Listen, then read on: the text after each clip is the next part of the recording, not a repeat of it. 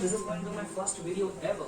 Okay, and I don't think so कि I will put it or not because I am so underconfident about this YouTube channel. हाँ, but फिर भी try करूँगा, देखता है क्या होता है. Okay. So, मैं बहुत ज़्यादा ऑप्टिमिस्टिक हो रहा था कि यार क्या होगा. भीड़ थी उस दिन बाहर एग्जामिनेशन सेंटर के, वो देख के पूरे 2 साल में पहली बार वो ऐसा दिन था जब एक्चुअल कंपटीशन मेरे को फील हुआ. मेरी हार्ट बीट इतनी ज़्यादा तेज हो रही थी, मेरी सांसें एक्चुअली फूल रही थी उस दिन, एंड इतना ज़्यादा नर्वस मैं फील कर रहा था कि पूछो ही मत. Hello guys, so this is your boy Aryan Patel. I gave NEET 2023 and secured 683 marks with the All India rank of 1321.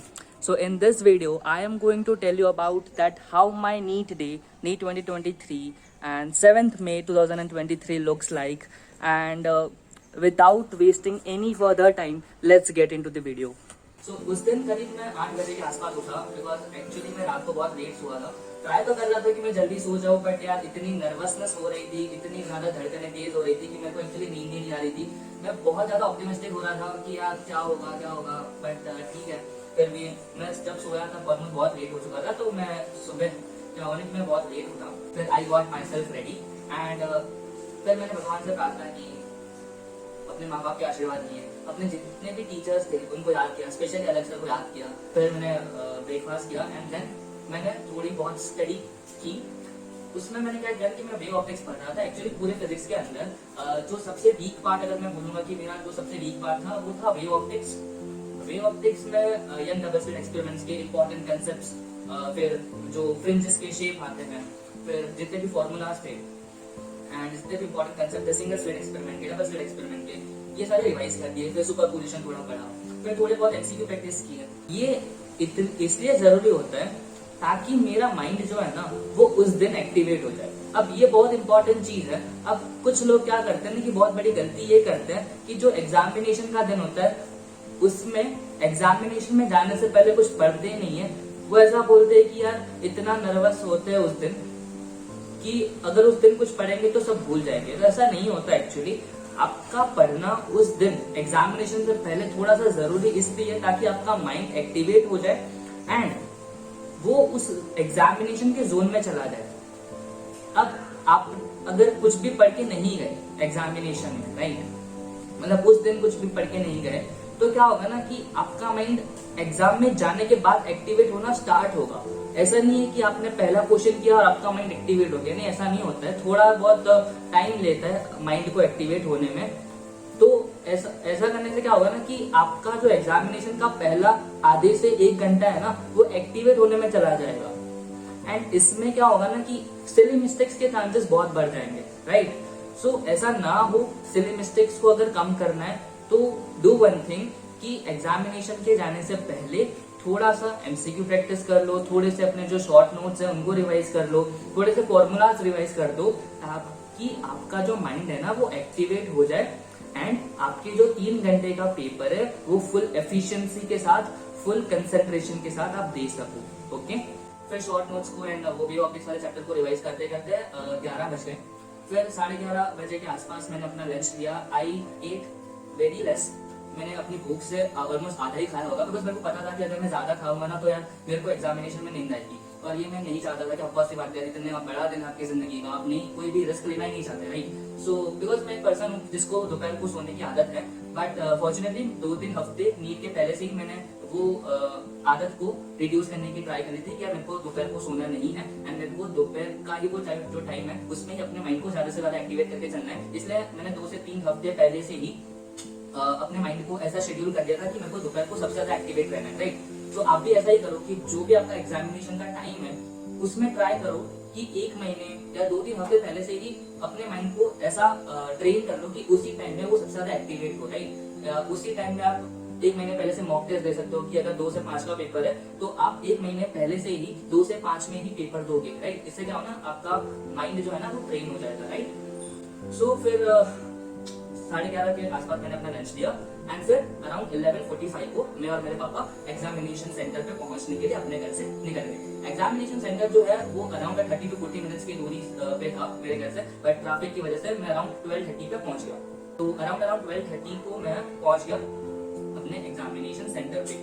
Bye God जो भीड़ थी उस दिन बाहर एग्जामिनेशन सेंटर के वो देख के पूरे 2 साल में पहली बार वो ऐसा दिन था जब एक्चुअल कंपटीशन मेरे को फील हुआ।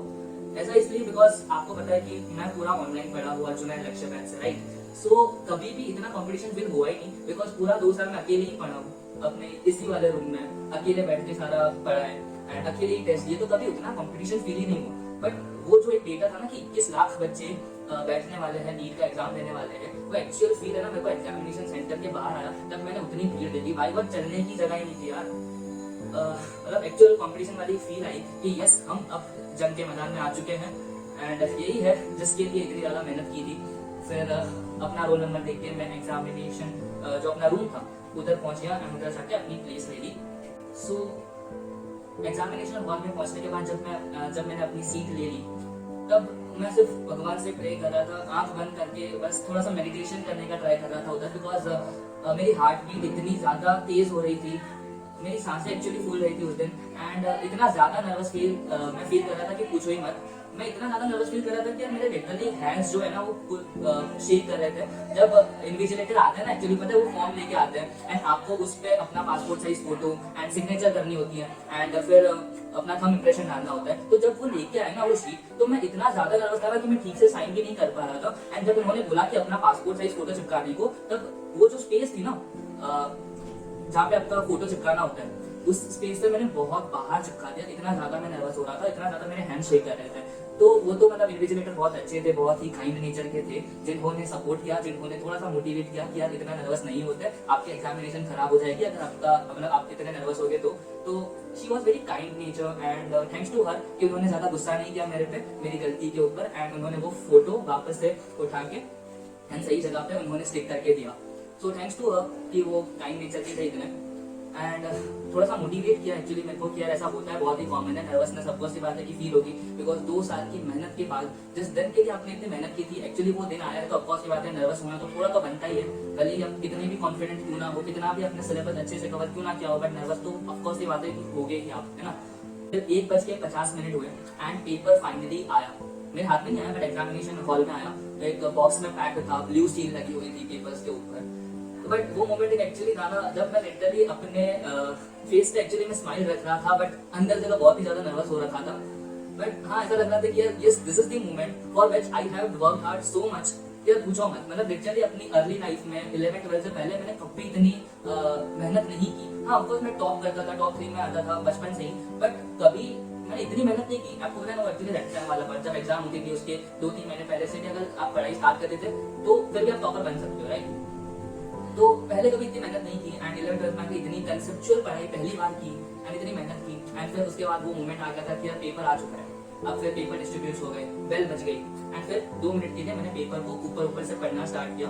पेपर का पहला जो मेरा पॉइंट ऑफ व्यू था पेपर को देख के, वो मेरे को लगा कि लेंथी है पेपर, बिकॉज फिजिक्स में भी पैराग्राफ जो एक क्वेश्चन था फोटो इलेक्ट्रिक इफेक्ट, है ना, फोटो इलेक्ट्रिक इफेक्ट वाला क्वेश्चन था, उसमें भी एक बड़ा सा पैराग्राफ दे रखा था।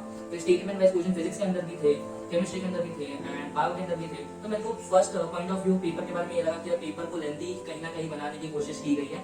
सबसे पहले मैंने फिजिक्स के अंदर सेक्शन बी स्टार्ट करना स्टार्ट किया। अब आप बोलोगे फिजिक्स को पहले क्यों किया, बिकॉज पूरे 2 साल के लिए जब भी मैंने मॉक टेस्ट दिए, जब भी मैंने प्रैक्टिस टेस्ट दिए हैं, हमेशा मैंने फिजिक्स को ही सबसे पहले सॉल्व किया है, because physics is one of my strongest part. Bio वालों का यूजुअली फिजिक्स बहुत वीक होता है, but I am not that typical bio वाला। मेरे को फिजिक्स ही सबसे ज्यादा पसंद था पूरे 4 सब्जेक्ट के अंदर। Physics was my most favourite one. कभी कभी तो ऐसा लगता था कि यार डॉक्टर ना बन के मैं फिजिसिस्ट बन जाता हूँ एंड मेरे को फिजिक्स में कुछ करना था। तो कभी कभी ऐसा भी लगा बट ठीक है, आफ्टर ऑल तो डॉक्टर ही बनना है। सो बिकॉज फिजिक्स एक ऐसा सब्जेक्ट था जो मेरे को बहुत ही ज्यादा कॉन्फिडेंस देता था। फिजिकल पेपर इजी भी आ जाए, हार्ड भी आ जाए, बट कभी मैं फिजिक्स से डरता नहीं था। हमेशा मैंने फिजिक्स को प्यार ही किया है। अगर हार्ड भी आ जाए तो भी मैं बहुत कुछ सीखा हूँ फिजिक्स से। तो फिजिक्स एक ऐसा सब्जेक्ट है जिसमें से हमेशा मेरे को कॉन्फिडेंस मिलता है। So that's why I always used to solve the physics first. Physics के सेक्शन बी देखा, सेक्शन बी के 10 सवाल जो मैंने सिलेक्ट किए कि मेरे को ये करना है, वो एक्चुअली बहुत मेरे को इजी लगे। सारे के 10 क्वेश्चन जो थे ना, मेरे को लगा कि यार ये तो एमआर सर के नोट्स में थे। तभी भी मतलब 15 क्वेश्चन को भी मैंने एक बार तो देखा, बट उसमें से 10 जो सिलेक्ट किए वो तो स्पेशली ऐसा लगता था कि यार ये तो मैंने किया हुआ है। ऐसा एक भी क्वेश्चन नहीं था उस 15 क्वेश्चंस में से जो ऐसा था कि ऐसा मैंने देखा ही नहीं, कभी ऐसा लगा ही नहीं, ये सारे देखे हुए लगे रहते। तो ओवरऑल इस 10 से 15 क्वेश्चन ने मेरा कॉन्फिडेंस तो और बूस्ट अप कर दिया और जो जितनी मेरी नर्वसनेस थी उसको खत्म कर दिया। फिर सेक्शन ए में आया, सेक्शन ए में भी ऐसा एक भी क्वेश्चन नहीं था जिसमें मेरे को अटकना पड़ा, मेरी पेन कंटिन्यूसली चलती गई एंड अराउंड 45 से 50 मिनट्स में तो मेरा physics almost done and dusted हो गया था कि यार फिजिक्स तो हो गया। ऑलमोस्ट 45 से 50 मिनट ज्यादा मेरे को लगा ही नहीं, बिकॉज पेन रुक ही नहीं रही थी, इतना इजी पेपर था फिजिक्स का। बट कहीं ना कहीं वो इजी पेपर था ना, तो उससे मेरे को ओवर कॉन्फिडेंस आ गया एंड उसकी वजह से ही मैंने एक जगह पे बस कैलकुलेटिव मिस्टेक कर दी। यूनिट एंड डायमेंशन का एक क्वेश्चन था, इसमें मास में एरर दे रखी थी, एरिया में एरर दे रखी थी, लेंथ में एरर दे रखी थी, और फिर हमें बोला था कि डेंसिटी में एरर फाइंड करनी है। तो उसमें ही मैंने कैलकुलेटिव मिस्टेक कर दी due to my overconfidence कि पेपर इजी है, बिकॉज पेपर तो ऑफ कोर्स इजी था, बट उसमें कहीं ना कहीं मैं ओवर कॉन्फिडेंस सा हो गया एंड मैंने कैलकुलेटिव मिस्टेक कर दी। एंड कैलकुलेटिव मिस्टेक का एक रीजन ये भी है कि पूरे 2 साल की जर्नी में मैंने कैलकुलेटर का इस्तेमाल बहुत किया है, जो कि ऑफ कोर्स ये बात है बहुत बड़ी मिस्टेक है। आप प्लीज मत ये करना, कैलकुलेटर का यूज छोड़ दो, आप खुद से ही कैलकुलेशन सारी करो। बट कभी मैंने ये रियलाइज नहीं किया, बट जब मिस्टेक की तब मेरे को रियलाइजेशन हुआ कि यार नहीं, कैलकुलेटर का यूज नहीं करना था। तो बस हाँ, मिस्टेक्स होती है यार, मैं भी तो इंसान हूँ, मिस्टेक तो सबके साथ होती है, बट उससे सीखना इंपॉर्टेंट है। तो प्लीज आप भी ये मिस्टेक मत करना कि कैलकुलेटर का यूज करो, मत करो, बंद कर दो, है ना। खुद से सारी कैलकुलेशन करो एंड अपनी कैलकुलेटिव स्पीड को भी जरा इंक्रीज करने की ट्राई करो। ओके, सो फिजिक्स फिर खत्म हुआ and at last I secured 175 marks out of 180। एक क्वेश्चन गलत हो गया, that was because calculative mistake, not because of any conceptual mistake. Concept के वाइज देखो तो सारे के सारे कंसेप्ट एमआर सर के नोट से थे, बिल्कुल एमआर सर के नोट से थे, एक भी क्वेश्चन बाहर नहीं था। कुछ क्वेश्चंस तो इवन डेटा भी सेम था, एमआर सर के नोट्स में जो क्वेश्चन है उनका डेटा भी कहीं ना कहीं सेम था, ऐसे क्वेश्चंस भी थे। तो स्ट्रिक्टली फॉलो करो एमआर सर के नोट्स को, पीवाईक्यूज को, डीपीपी को। मैं तो बोलता हूँ मॉड्यूल पे करने की जरूरत तो नहीं है, बट आपके पास अगर टाइम बचता है तो ही मॉड्यूल कर लेना for the extra question practice. फिर मैंने उठाया केमिस्ट्री में भी मैंने सेक्शन बी उठाया। सेक्शन बी में जितने भी सबसे पहले इनऑर्गेनिक के सवाल थे, मैंने सबसे पहले वो किए, बिकॉज मेरी हमेशा केमिस्ट्री में एक स्ट्रेटेजी रही है कि जितने भी इनऑर्गेनिक वाले पार्ट है ना, मैं सबसे पहले वो करूंगा, फिर ऑर्गेनिक एंड फिर फिजिकल वाले। जितने भी क्वेश्चंस को पढ़ो एंड उसमें से छांट लो कि इनऑर्गेनिक वाले कौन सा है, एंड वो सबसे पहले वो कर दो, बिकॉज इनऑर्गेनिक एक ऐसा पार्ट है जिसमें अगर आपको कंसेप्ट तो अभी क्या है बोलो सो इनऑर्गेनिक मतलब ऐसा है कि क्वेश्चन आपको आता है तो आता है, आपका 2 सेकंड में आंसर आ जाएगा, वरना नहीं आएगा। वो सिंपल सा कंसेप्ट है उसमें, है ना।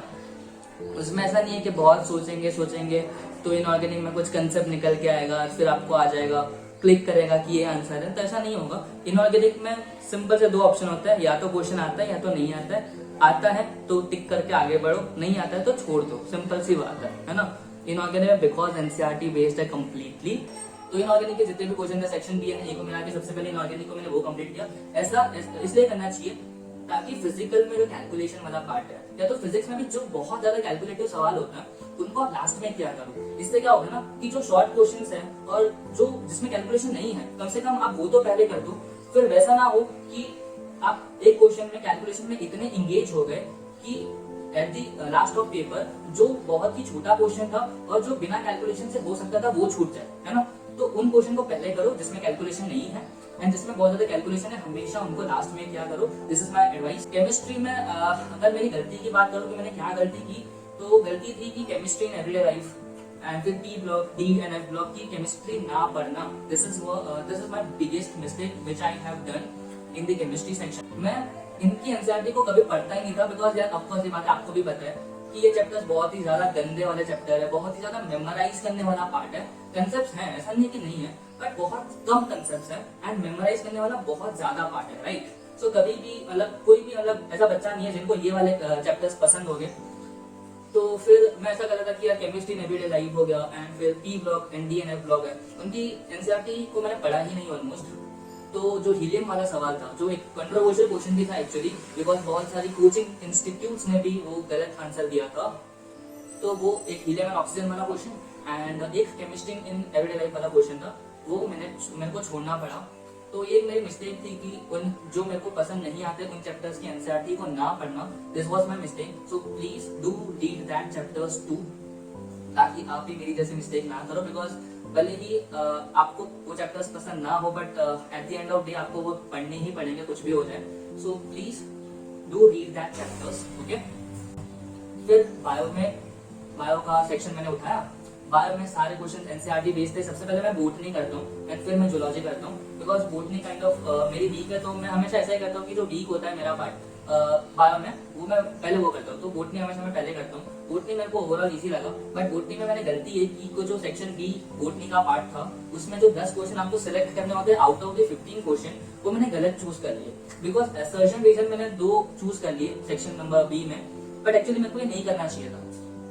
द रीजन इज कि असर्शन रीजन वाले जितने भी क्वेश्चंस होते हैं ना, उसमें जो 2 ऑप्शन होते हैं ना कि असर्शन और रीजन दोनों राइट है, बट एक में होता है कि reason is correct explanation and एक में होता है reason is not correct explanation. उसमें है ना इवन टीचर्स भी कंफ्यूज रहते हैं, तो हम बच्चे तो क्या ही कर पाएंगे, राइट। तो मेरी गलती ये थी कि even though assertion reason section B के अंदर था, बट फिर भी मैंने ट्राई किया कि मैं असर्शन रीजन करूंगा, बट मेरा गलत हो गया एक्चुअली उसमें। सो आई वुड प्रेफर कि अगर असर्शन रीजन वाला सेक्शन बी में आ रहा है क्वेश्चन, तो उनको अवॉइड करके बाकी के क्वेश्चन ट्राई करो। जब घर आके मैंने एक्चुअली वो देखा, तब मेरे को एक्चुअली बहुत रिग्रेट हुआ, बिकॉज मैंने बोटनी में पहले 10 क्वेश्चन कर लिए और असर्शन रीजन भी कर लिए, राइट। बट वो मेरे असर्शन रीजन वाला गलत हो गया, एंड 10 क्वेश्चन के बाद जो अभी भी 5 क्वेश्चन बचे थे, वो मेरे को सारे आते थे और वो सही भी थे मेरे, राइट। बट वो मैंने अटेम्प्ट ही नहीं किया, बिकॉज पहले के 10 आप अगर पहले के 10 जो होंगे वो करके आओगे, तो 5 क्वेश्चन तो आपको सिखाते, वो कंप्यूटर चेक ही नहीं करेगा, राइट। सो बस मेरे से ये गलती हो गई कि यार मैं अच्छे से सिलेक्ट नहीं कर पाया बोटनी के अंदर क्वेश्चंस को। मेरी सजेशन ये है कि सेक्शन बी में जो 10 क्वेश्चन चूज करने होते हैं, उसको बहुत ही ध्यान से ऐसे 10 क्वेश्चन को चूज करो जिसमें आप 100% श्योर हो कि yes this is the answer, और असर्शन रीजन को तो अवॉइड ही करना अगर सेक्शन बी में पूछा है तो, ओके। बिकॉज असर्शन रीजन में यार इवन टीचर्स भी कई बार कंफ्यूज रहते हैं कि यार सही आंसर क्या है, राइट। फिर सेक्शन ए तो इजी था और उसमें मेरे सारे सही थे।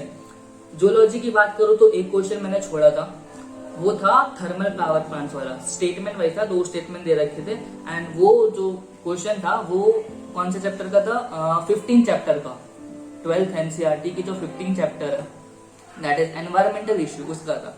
अब वो चैप्टर भी मेरे को पसंद नहीं, इसलिए मैंने भी उस चैप्टर की भी एनसीईआरटी नहीं पढ़ी थी। This was my mistake. तो कंप्लीटली अगर केमिस्ट्री एंड बायोलॉजी के अंदर मेरी अपनी मिस्टेक्स की बात करूं, जो मैं आपको एडवाइस करूंगा कि आप प्लीज ना करो ऐसी मिस्टेक कि जो आपको चैप्टर्स नहीं पसंद है, बिकॉज केमिस्ट्री नेवलाइज, environmental issue, P block, D and F blocks, ये ऐसे चैप्टर्स है जो किसी को पसंद नहीं होते।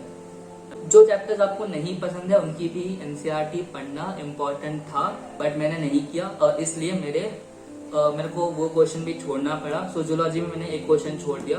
ऑलमोस्ट 3 घंटे 20 मिनट का पेपर होता है, तो मेरा 3 घंटे में तो खत्म हो गया था, एंड 20 मिनट बस मैं रीचेक कर रहा था कि क्या एक भी क्वेश्चन छूट गया है जो मेरे को आता है। 3 क्वेश्चन तो मैंने एक्चुअली छोड़े थे जो मैंने डिसाइड कर दिया था कि मेरे को ये नहीं करना है, मैं रिस्क नहीं लेना चाहता। केमिस्ट्री में 2 एंड बायोलॉजी में 1। आई वॉज श्योर कि I am going to secure at least 670 to 680, तो मैं सिक्योर करके बैठा हूँ, ये तो मेरे को पता था, बिकॉज इतने कॉन्फिडेंस के साथ पेपर लिखा था और सारे क्वेश्चंस मैंने एक्चुअली पहले देखे हुए थे, ऐसा ही क्वेश्चंस थे। बहुत कम ऐसे क्वेश्चन थे जो मैंने पहली बार देखे थे। फिजिक्स में तो एक भी नहीं था। फिजिक्स में तो मैं आपको गारंटी बोल सकता हूँ कि 50 के 50 क्वेश्चन जो मैंने देखे वो कम्प्लीटली नोट्स के अंदर थे या तो अपने PYQs से थे। कभी भी ऐसा क्वेश्चन नहीं लगा कि जो नोट से बाहर है। तो कुछ क्वेश्चन थे केमिस्ट्री बेसिकली थोड़ा सा ट्विस्ट करके दिया था, एंड वो थोड़ा सा मैं बोल सकता हूँ कि टफ साइड में था, but not that too much tough, but ठीक है, थोड़ा सा ट्विस्ट करके पूछा था, that's why. Yes, overall paper was moderate, not too easy, not too hard.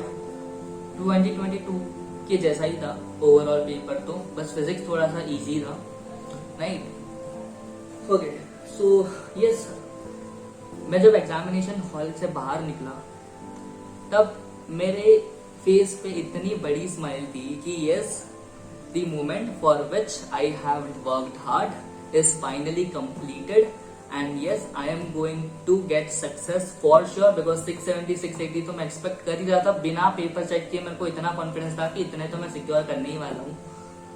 हाँ, एंड घर आके जब चेक किया तो 688 मार्क्स बन रहे थे according to the multiple answer keys given by the institutes, different institutes. तो 688 मार्क्स बन रहे थे, बट जब फाइनल आंसर किया तब 683 हो गया, एक गलत हो गया था, तो कोई नहीं, बट ठीक है, 683 is also a very good marks. So yes, finally I secured 683 marks with all India rank of 1321, rank ने थोड़ा सा मेरे को डिसअपॉइंट किया कि यार इतने मार्क्स लाके भी इतना पीछे रैंक दिया, तो थोड़ा सा डिसअपॉइंट हुआ। But after all I am satisfied with my score. जितना मेरे से हो सका था मैंने किया। एंड यस, जब एग्जामिनेशन हॉल के बाहर आ रहा था ना यार, तब एक बहुत मस्त वाली स्माइल थी। एंड उसी मोमेंट के लिए आपको एक्चुअली मेहनत करनी है। आप अभी जितनी भी रो रहे हो, मेरे को पता है आप बहुत रो रहे हो अभी। कभी कभी ऐसे दिन आते हैं जब आपको रोने का मन करता है, तो रो लो यार, ठीक है, it's okay. But examination hall के बाद जब निकलोगे एंड वो जो प्यारी सी स्माइल आपके फेस पे होगी ना, उस स्माइल के लिए आपको हार्डवर्क करना है। जब आप पीडब्ल्यू के फैकल्टी या फिर किसी भी फैकल्टी से जब आप रिजल्ट लेने के बाद मिलने जाओगे, जैसे कि मैं अभी अमित सर से मिला था, तब वो इतने खुश होंगे आपका स्कोर जान के, आपका रैंक जान के। वो एकदम प्राइसलेस है। उसी मोमेंट के लिए आपको भी हार्डवर्क करना है and keep studying. And specially आप जब अपना रिजल्ट अपने पेरेंट्स के साथ शेयर करोगे, तो उसकी तो मतलब अलग ही फीलिंग है, वो तो डिस्क्राइब ही नहीं कर सकता मैं। वो इतने ज्यादा खुश होंगे कि yes, you are going to be a doctor and your parents will be so proud on you, so proud on you, right. So बस उन छोटे छोटे मोमेंट्स के लिए ही आपको बस अभी मेहनत करनी है। So keep working hard and keep studying. And if you like this video, do share it with your friend and please hit the like button and comment your topics I have to make videos, so I will try। and आपको मेरी Instagram ID भी मैं provide कर लूंगा नीचे description में। और आपको कोई भी डाउट हो, कोई भी क्वेरी हो, तो आप बिल्कुल बेझिझक विदाउट एनी हेजिटेशन आप पूछ सकते हो। मेरे को Instagram पे DM कर लेना। अगर पॉसिबल हो सका तो मैं ऑफकोर्स मैं आपको ट्राई करूंगा कि I will reply you. But थोड़े से जेन्युइन डाउट्स पूछना। अब ये मत पूछना कि कितने घंटे पढ़ना होता है, ये बहुत फालतू सवाल है, ठीक है। प्लीज थोड़ा सा जेन्युइन डाउट होगा तो मैं श्योरली रिप्लाई करने की कोशिश करूंगा, ओके। तो थैंक यू वेरी मच, मिलते हैं नेक्स्ट वीडियो में।